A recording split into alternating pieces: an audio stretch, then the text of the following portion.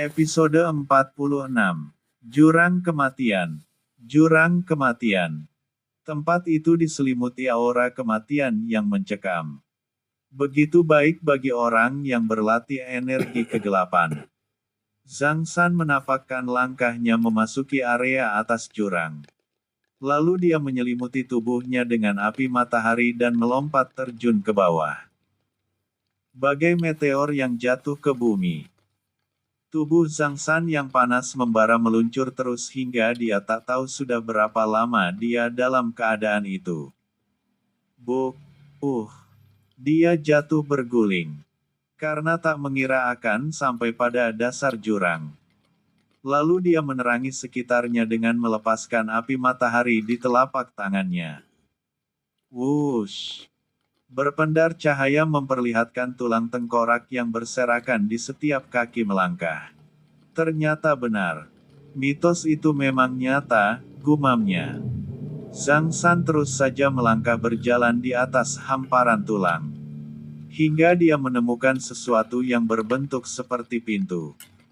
Lalu dia meraba-raba, mencari mekanisme untuk membuka pintu tersebut. Beberapa waktu berlalu dia mondar-mandir di tempat itu. Akhirnya kakinya menginjak sesuatu yang menggerakkan pintu besar itu. Setelah pintu terbuka, dia melempar api matahari untuk melihat lebih jauh ke dalam. Terlihat aman namun dia tetap waspada. Dia menyalakan lagi api matahari di tangannya sebagai penerang jalannya. Lalu melangkah masuk dan menyusuri tempat itu. Namun tiba-tiba, tubuhnya tersedot ke arah pusaran angin dan memasuki tempat yang asing namun indah. Zhang San muncul di samping pohon yang rindang. Di sana terlihat pemandangan yang sangat indah. Banyaknya burung beterbangan di laut. Ombak pasang menerpa karang. Bebatuan besar membentuk bukit. Hamparan padang ilalang. Dan banyak pepohonan kecil yang tersusun rapi. Udara sangat sejuk dan energi terasa lebih murni. Di mana sebenarnya aku? Seluas mata memandang hanya ada keindahan yang menyejukkan mata. Dia berjalan ke arah kiri, di sana terhampar banyaknya tumbuhan herbal. Lalu dia berjalan lurus menuju sebuah rumah. Pasti ada penghuninya. Tak mungkin kan asap keluar sendiri tanpa ada yang dibakar. Gumamnya setelah melihat asap mengepul keluar dari dalam rumah tersebut. Awalnya dia tak ingin lebih dekat. Karena dia belum tahu ada di mana dan kenapa dia ada di sini. Setelah sampai di depan pintu, tangan mengangkat hendak mengetuk. Tiba-tiba pintu terbuka dengan sendirinya. Ini aneh. Batinnya berpikiran yang tidak karuan. Namun sebuah suara menyadarkannya. Masuklah, untuk apa kau hanya berdiam di sana? Zhang San lalu melangkah dengan hati-hati, dan dia melihat seseorang berbaju putih sedang duduk sambil meniup api yang di atasnya terdapat panci yang berisi air. Aku sudah lama menunggumu anak muda. Hah, menungguku? Tunjuknya kepada diri sendiri dengan bingung. Ya, duduklah. Aku sudah menunggu lebih dari 10.000 tahun, apakah tidak salah mengenali orang senior? Tanda mahkota di dada kananmu menandakan bahwa kau adalah anak keturunannya. Zhang San meraba tanda yang berada di dada kanannya.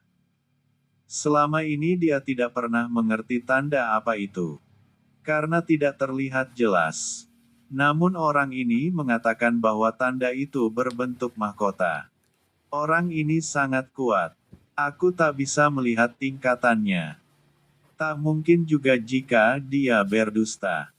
Dan dia bisa melihat tanda ini meski tertutup pakaian. Batinnya, suatu hari nanti.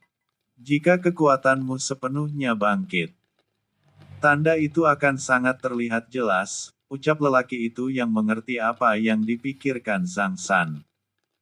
Lalu untuk apa senior menunggu saya? Tanya Zhang San yang masih penasaran. Untuk membimbingmu ke jalan yang seharusnya, jawab orang itu dengan tersenyum. Sambil menyiapkan minuman yang telah diraciknya. Minumlah, serahnya ke arah Zhang San. Lalu Zhang San mengambil dan tangannya mengambang sambil berpikir ragu. Kau jangan khawatir, itu bukan racun. Setelah mengedarkan indera spiritualnya. Dan yakin itu bukanlah racun. Zhang San pun menegak minuman itu hingga habis. Minuman apa ini? Terasa dingin di tenggorokan, padahal diracik dengan air panas. Akan tetapi, sebelum Zhang San bertanya, dadanya terasa terbakar oleh api yang panasnya melebihi teknik api matahari. Ah, Zhang San berteriak kesakitan. Tulangnya terasa dibakar dan dilebur dalam api mendidih. Namun anehnya dia merasa organ dalamnya tidak mengalami panas. Dia terus berteriak menahan sakit yang terus menghancurkan tulangnya. Hingga beberapa saat teriakan itu berhenti karena Zhang San telah jatuh pingsan. Lelaki itu tersenyum.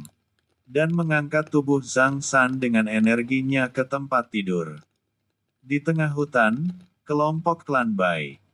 Bagaimana Paman Bai? Suamiku masih belum kembali.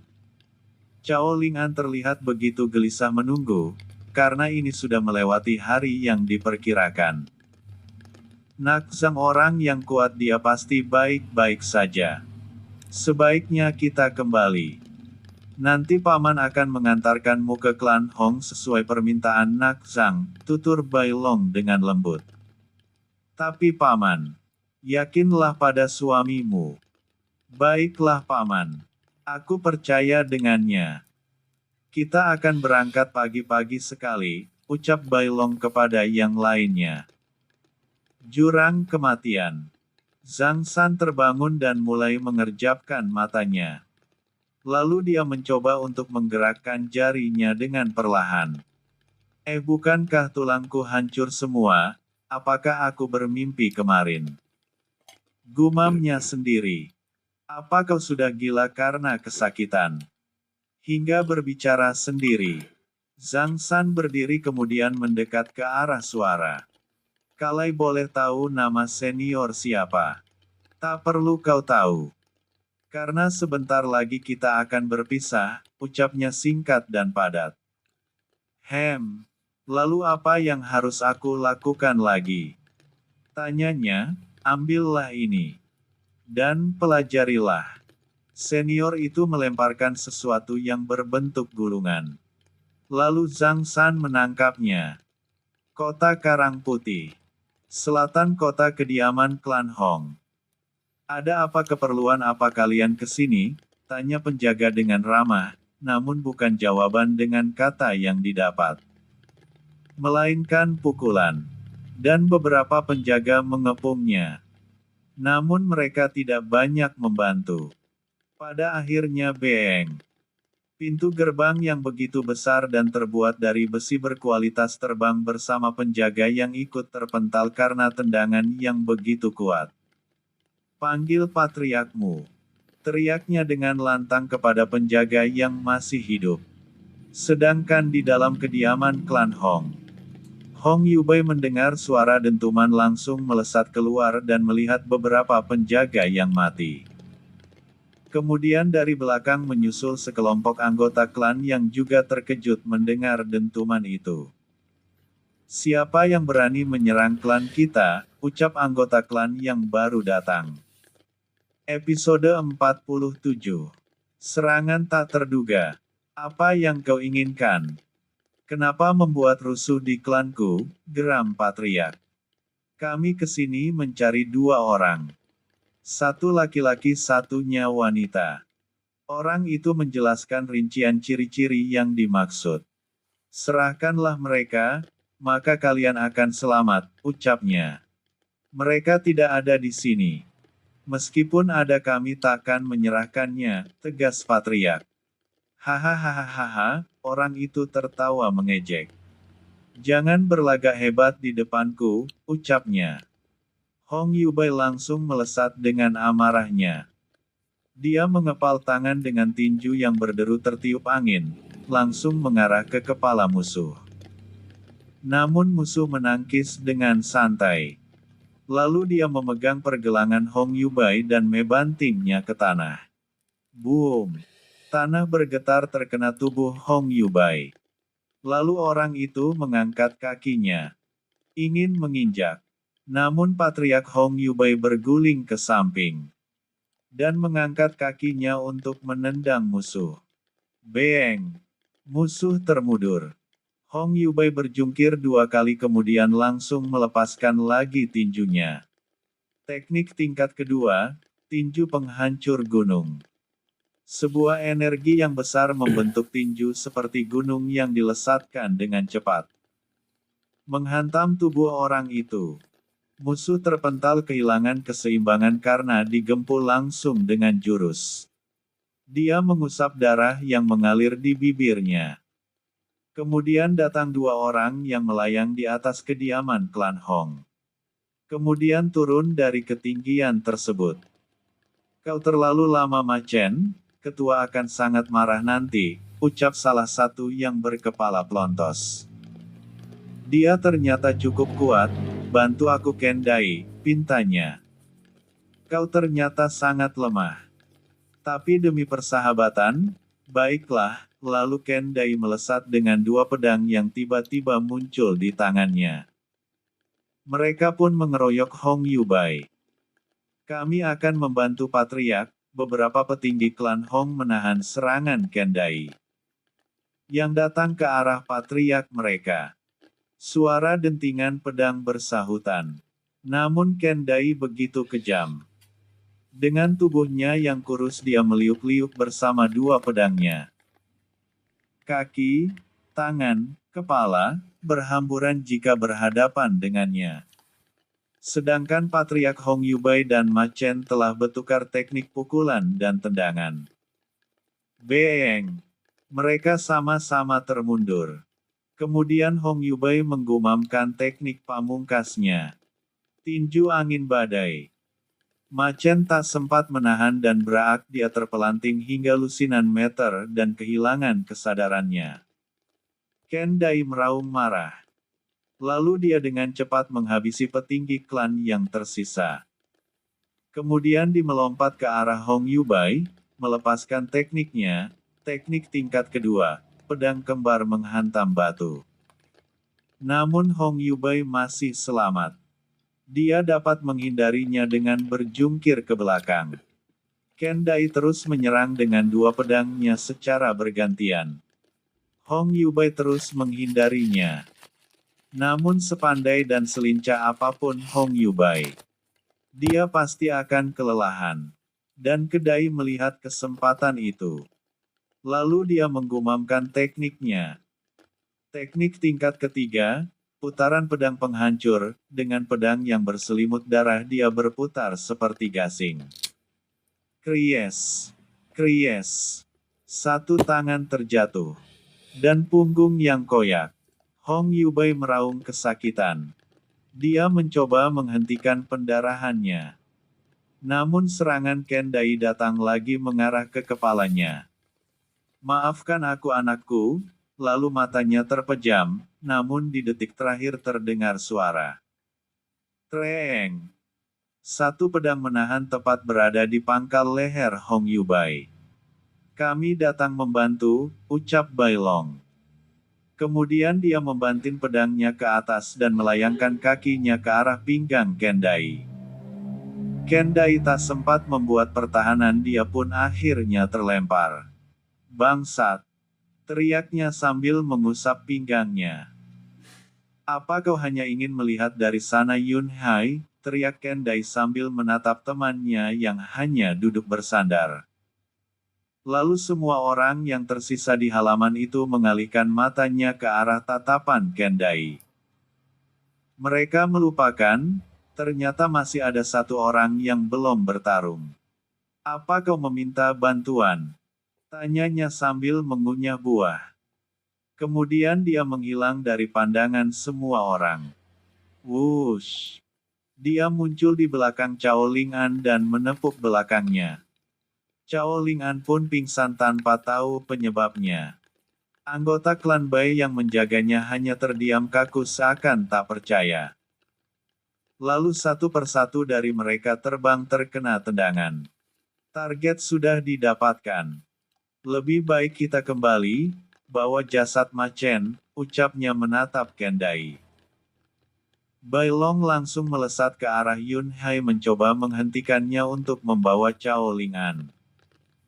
Namun sial, nasibnya berada di ujung pedang yang entah dari mana sudah bersarang di tubuhnya.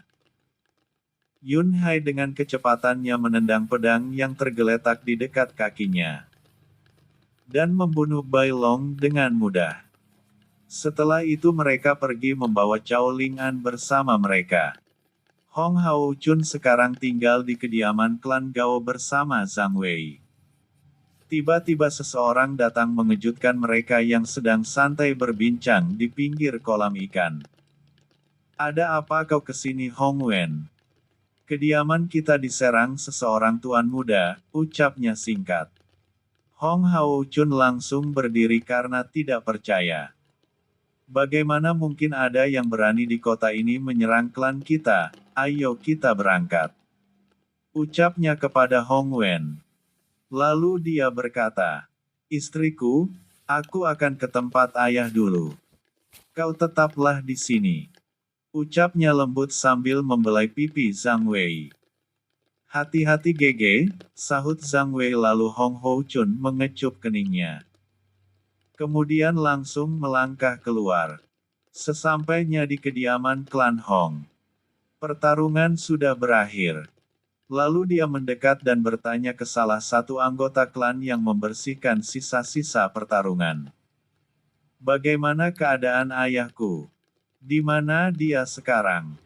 Hong Hao Chun terus bertanya.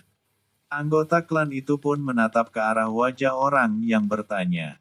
Karena sebelumnya dia menunduk. Tuan muda.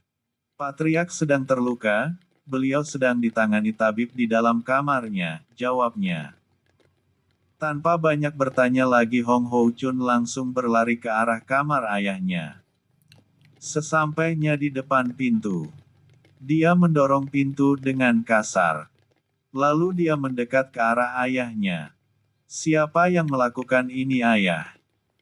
Tanyanya dengan air mata yang mulai mengalir karena melihat ayahnya terbaring dengan satu tangan. Bahkan punggungnya terluka sangat dalam. Mereka mencari Nak Zhang, dan mereka membawa istrinya pergi. Hong Hao Chun tidak menyangka kejadian ini. Lalu bagaimana dengan saudara sang ayah? Dia tidak ada di sini. Mungkin Patriark Bai Fengjiu bisa menjelaskan di mana Nak Zhang berada, dan antarkan jasad Bai Long ke kediaman Bai. Jelaskan permasalahannya, agar tak ada salah faham. Tutupnya dengan darah yang menyembur karena batuk. Episode 48. Teknik meracik obat. Barat Kota. Kediaman klan Bai. Hong Ha Kiyun datang mengantarkan jasad Bai Long dan 4 orang lainnya. Bersama rombongannya. Ada kepentingan mendesak, segera kabari Patriark Bai, ucapnya kepada penjaga gerbang. Baik tuan muda, sahutnya dengan cepat dan berlari masuk ke dalam. Karena dia sudah mengenal tuan muda Hong Hao Chun. Sebelum masuk ke dalam kediaman. Patriark Bai Fengjiu sudah keluar dari pintu rumah bersama beberapa orang petinggi klan.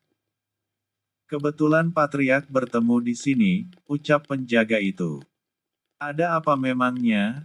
Aku sedang terburu-buru. Tuan muda Hong Hao Chun ingin bertemu dengan Anda, dan dia sekarang menunggu di depan gerbang, tuturnya menjelaskan sedetail mungkin. Pas sekali. Aku juga ingin menuju ke klan Hong, ucapnya langsung melesat ke pintu gerbang. Meninggalkan penjaga yang terbengong di tempat. Dan petinggi yang lain mengikuti Patriark Bai Fengjiu dari belakang. Sesampainya di pintu gerbang, Patriark Bai langsung bertanya, Hao Chun. Apakah kau bisa menjelaskan sesuatu? Patriark Bai. Saya kesini mengantarkan jasad Paman Bailong, ucapnya dengan wajah sedih. Lalu dia melanjutkan cerita setelah acara pemakaman.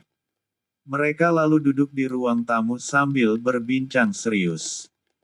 Seperti itulah ceritanya Patriark, klan kami diporak-porandakan musuh yang mengincar saudaraku Zhang San. Kalau boleh tahu di mana dia sekarang? Tanya Hong Hao Chun dengan lebih serius. Aku meminta pertolongan kepadanya untuk mencarikan aku mutiara jiwa di jurang kematian. Dan mereka berangkat bertuju dengan 5 orang yang kau tahu sendiri mereka sudah meninggal. Dan istrinya yang dibawa orang pergi. Kemungkinan Zhang San masih berada di sana. Atau kemungkinan yang lainnya, Patriark Bai Feng Jiu tak sanggup meneruskan cerita.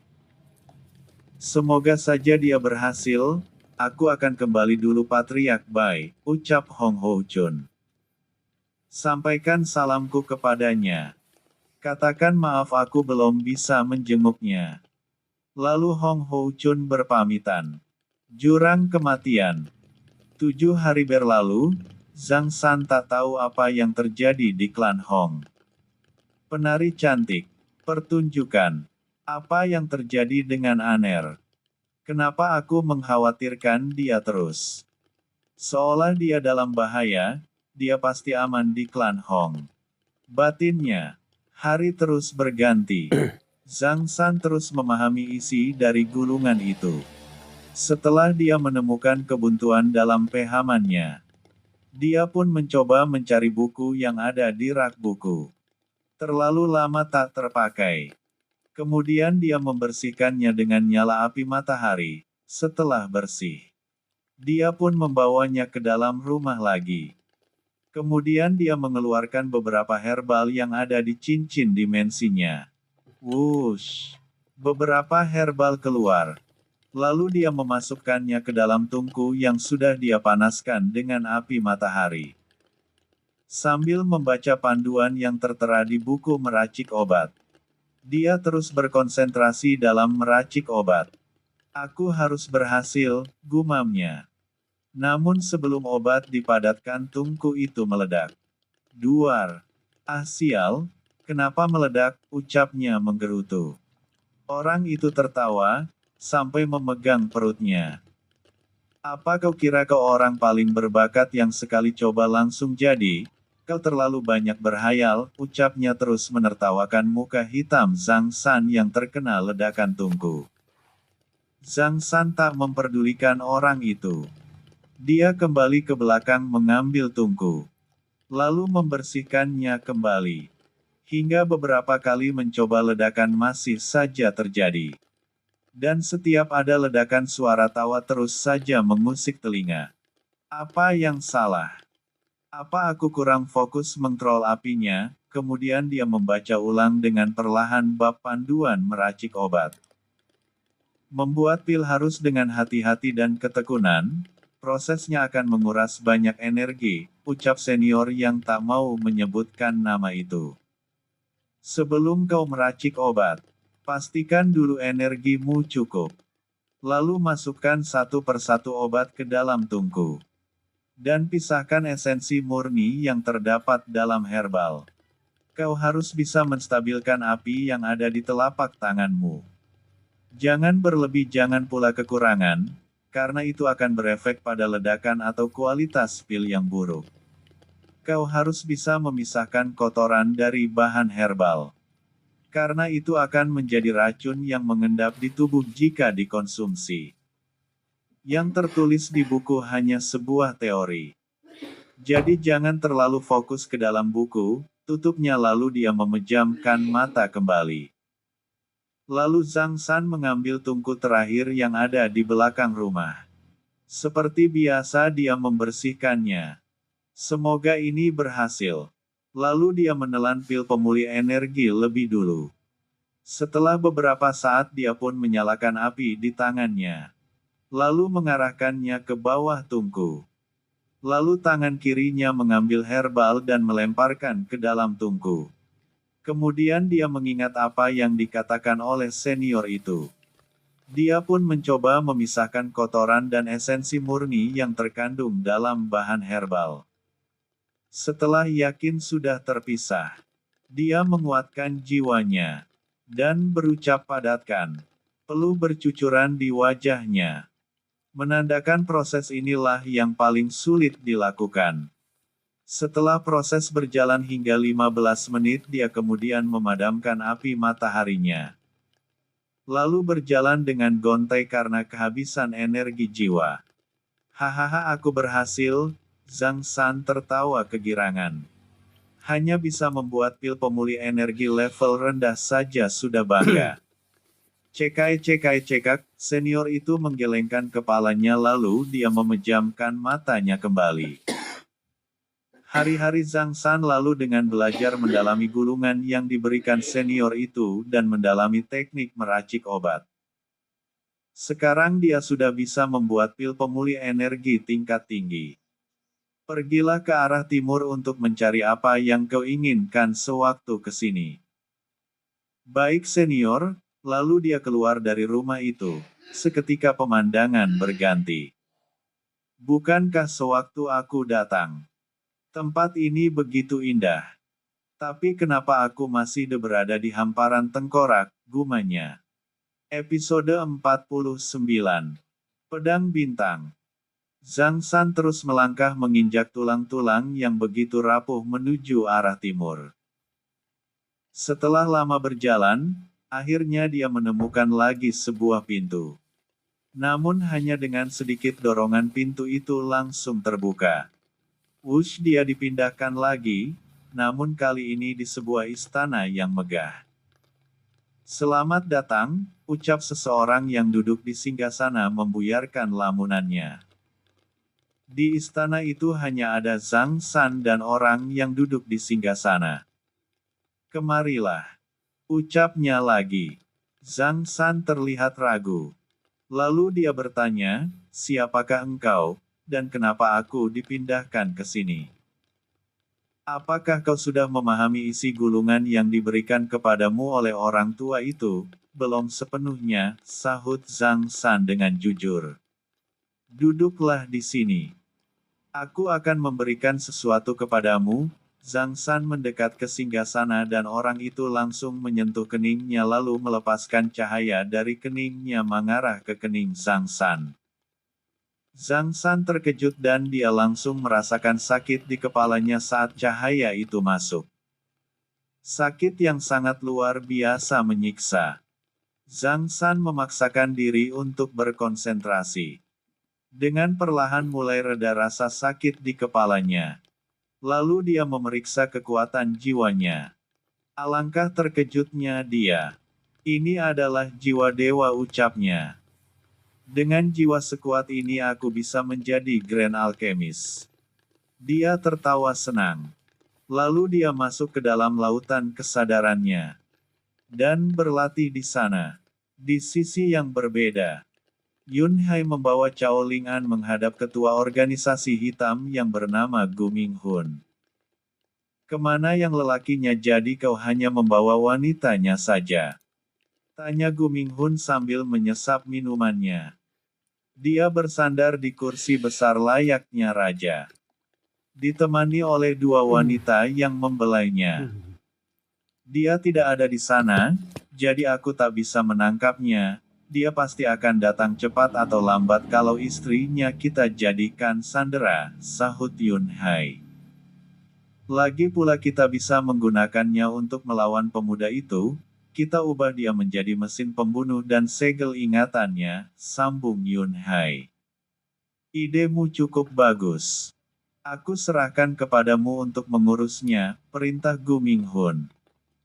Yun Hai pun berjalan sambil membawa Cao Ling-an yang masih tak sadarkan diri. Menuju arah kediamannya untuk melakukan teknik pengunci ingatan. Kediaman klan Gao. Semoga Kak Zhang San lekas kembali, dan menolong Kak Ling-an. Ucap Zhang Wei sedih setelah mendengar cerita dari suaminya. Dia pasti akan kembali, aku yakin akan hal itu, sahut Hong Hou Chun yang memeluk Zhang Wei sambil mengusap ubun kepalanya untuk menenangkannya. Sedangkan di klan Bai, Patriark Bai Feng Jiu juga berharap Zhang San cepat kembali dengan membawa mutiara jiwa. Sedangkan Zhang San tidak tahu apa yang terjadi di luar. Dia terus berlatih mendalami teknik baru. Teknik yang hanya ada satu tahap tapi dapat meningkat sesuai kultivasi pengguna. Teknik melempar bintang. Itulah namanya. Hingga sebulan berlalu, Zhang San sudah bisa menguasainya. Lalu dia bangkit dan memperagakan tekniknya. Zhang San memasang kuda-kuda dasarnya. Lalu mengarahkan telapak tangannya ke atas kemudian dia kepalkan, dan energi besar dengan cepat berkumpul membalut kepalan tangannya. Lalu dia berteriak, teknik melempar bintang, whoosh boom. Kawah besar tercipta dan mengguncang istana itu. Kau terlalu bersemangat anak muda, ucap sosok itu datang menghampiri Zhang San. Kalau saya boleh tahu, siapakah senior sebenarnya? Namaku Han Oyang, aku adalah roh pedang bintang, aku dikurung oleh dewa semesta di dalam pedang sebagai bentuk hukuman karena telah banyak membunuh dewa di dunia atas. Dan aku diperintahkan untuk menunggu seseorang yang akan menjadi pengguna pedang bintang tersebut. Dan mungkin kaulah orang itu. Han Oyang menjentikkan jarinya.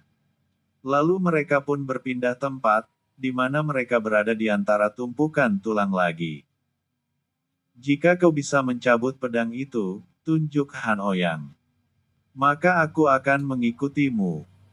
Zhang San memandang ke arah di mana telunjuk Han Oyang. Benar di sana ada sebuah pedang yang hanya terlihat pegangannya saja. Lalu Zhang San mendekat ke arah gundukan batu yang di atasnya terlihat gagang pedang.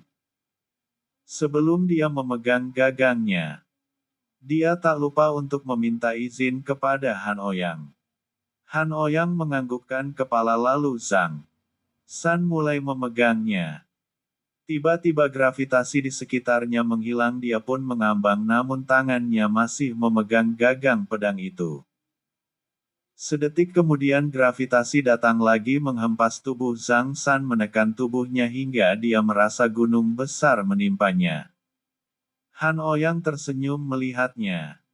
Zhang San menguatkan jiwanya. Memaksa tubuhnya melewati batas. Lalu berteriak sambil menarik pedang tersebut. Ah, aku harus bisa, krak-krak. Batu yang mengapit pedang itu hancur dan cahaya menyilaukan keluar dari bilah pedang itu. Hahaha, aku tak pernah salah menilai seseorang, ucap Han Oyang tertawa karena dia akan terlepas dari belenggu yang telah lama mengekangnya. Pedang yang begitu indah. Ya, pedang itu ditempa dengan metode oksidasi menggunakan material berharga, dengan tekanan udara tingkat tinggi agar menjaga ketajaman dan kekuatan pedang itu. Cepat teteskan darahmu pada bilah tajamnya. Agar dia mengenali tuannya, tutup Han Oyang menjelaskan. Zhang San langsung menggoreskan jarinya di ujung mata pedang. Hingga mengeluarkan darah yang langsung diserap oleh pedang bintang. Selamat, kau sekarang adalah tuanku. Pergunakanlah aku di jalan yang baik. Agar hukumanku diangkat dan aku bisa kembali ke tempat asalku, ucap Han Oyang. Paman Oyang, apakah kau tahu di mana aku bisa mendapatkan mutiara jiwa? Tanya Zhang San. Mutiara jiwa. Oh, aku ingat. Ikut aku, ucapnya lalu menjentikkan jarinya kembali. Mereka pun berpindah tempat. Di sini tempatnya. Tunjuk Han Oyang lalu dia mulai bercerita. Ketika itu, para dewa saling membunuh untuk memperebutkan pedang yang kini ada di tanganmu. Ada beberapa dewa yang mati dan mutiara jiwanya tertinggal di sini. Para dewa itu berusaha mencabut pedang yang tertancap itu. Namun tak ada yang bisa. Jadi mereka kembali ke tempat asal mereka. Setelah mereka menghilang, aku lalu mengumpulkan mutiara jiwa itu dan menyimpannya sebagai hadiah untuk orang yang akan menjadi tuanku. Namun lebih dari 10.000 tahun tidak ada yang sampai ke sini. Jadi aku hampir melupakannya. Ucapnya terkeker lalu mengarahkan tangannya untuk membuka peti itu. Episode 50. Keluar dari jurang kematian. Silakan Tuan, ucap Han Ouyang menyuruh Zhang San untuk mengambilnya. Lalu Zhang San mengarahkan tangannya kemudian menghisap semua mutiara jiwa itu ke dalam cincin dimensinya. Bagaimana dengan pedang ini? Apakah tidak ada sarungnya? Tanyanya kepada Han Ouyang. Untuk saat ini sarungnya berada di tempat lain, jadi Tuan simpan saja di lautan kesadaran Tuan dan aku akan berada di sana juga, aku akan mengajari caranya. Menyimpan di lautan kesadaran. Baiklah, lalu bagaimana caranya aku keluar dari sini? Tanya Zhang San yang kebingungan. Tuan tak usah bingung. Tuan tinggal terbang saja lagi ke atas.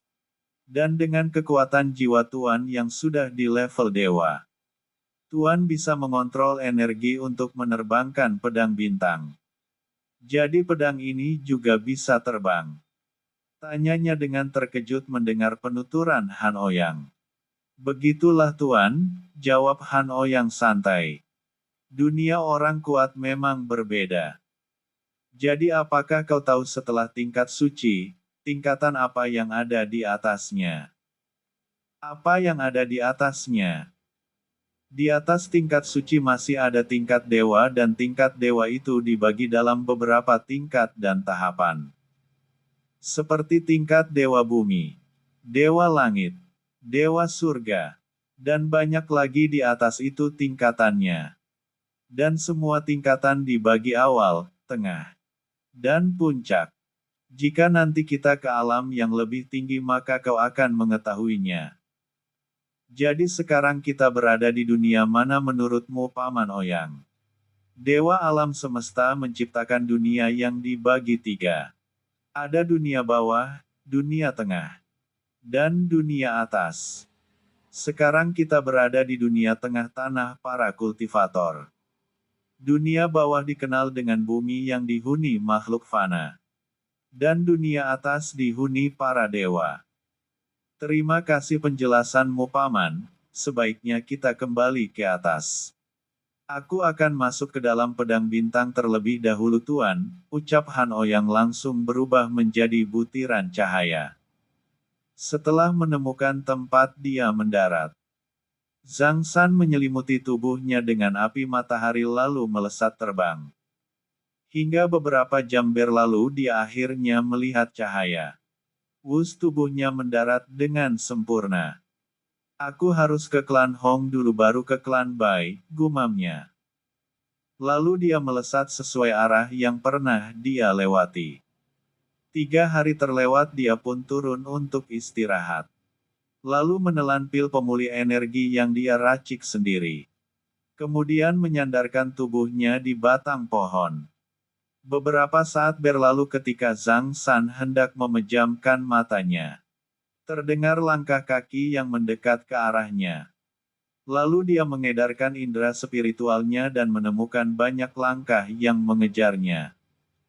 Zhang San melompat ke atas pohon untuk mengawasi keadaan. Hahaha, kau tak mungkin lagi bisa berlari. Kalian akan menyesal karena berani menggangguku, ayahku pasti akan membalaskan perlakuan kalian, teriaknya. Sudah begini kau berani mengancam kami. Hahaha, tawa mereka terdengar serempak. Menyerahlah. Maka kami akan membiarkanmu hidup, ucap salah satu di antara mereka. Sin Qian kau tak bisa lagi berlari, ucap mereka satu persatu. Kau keterlaluan Sin Kang Jian. Kita satu keluarga tapi kau malah berkhianat. Apa yang dijanjikannya untukmu? Hingga berani sekali berbuat seperti ini, ucap Sin Qian. Haha kau tak perlu tahu Sin Qian. Yang harus kau tahu adalah kau akan jadi budaknya. Cepat ringkus dia, ucap Sin Kangjian kepada bawahannya. Kalian akan menyesal, ucap Sin Qian sambil mengertakkan giginya karena marah. Sin Qian terpaksa melawan dengan sisa tenaganya yang telah pulih sedikit. Meski tak yakin mampu melawan, yang pasti dia tak akan menyerah begitu saja pada kenyataan. Dua orang langsung maju setelah diperintah oleh Sin Kangjian. Mereka menarik pedang masing-masing, lalu melompat ke arah Sin Qian dengan pedang terhunus ke depan. Tubuh penuh luka terasa perih digerakkan. Namun untuk keberlangsungan hidup apapun akan dilakukan. Sin Qian memasang kuda-kudanya walau kurang sempurna. Karena kakinya juga terluka. Treng! Sin Qian menghalau satu pedang yang mencoba menebas bahunya kanannya. Namun dia tak sempat menghalau pedang yang satunya. Sret! Kain di perutnya terkoyak, menampilkan kulit putih mulus yang bersinar bagai giok. Hampir saja perut putihnya terluka. Untungnya dia sempat memundurkan tubuhnya ke belakang. Sungguh tubuh yang indah, ucap Sin Kangjian dari kejauhan. Dia duduk menonton anak buahnya menyiksa Sin Qian sambil menguap. Sin Qian terus melawan meski tangannya sudah terasa kram. Pada akhirnya aku akan mati, ayah, kita mungkin takkan bertemu lagi. Maaf karena aku belum bisa membuatmu bahagia, batinnya bergejolak menghilangkan konsentrasinya. Pedangnya pun terlepas dan terlempar ke atas. Tangannya sudah tak sanggup lagi menggenggam.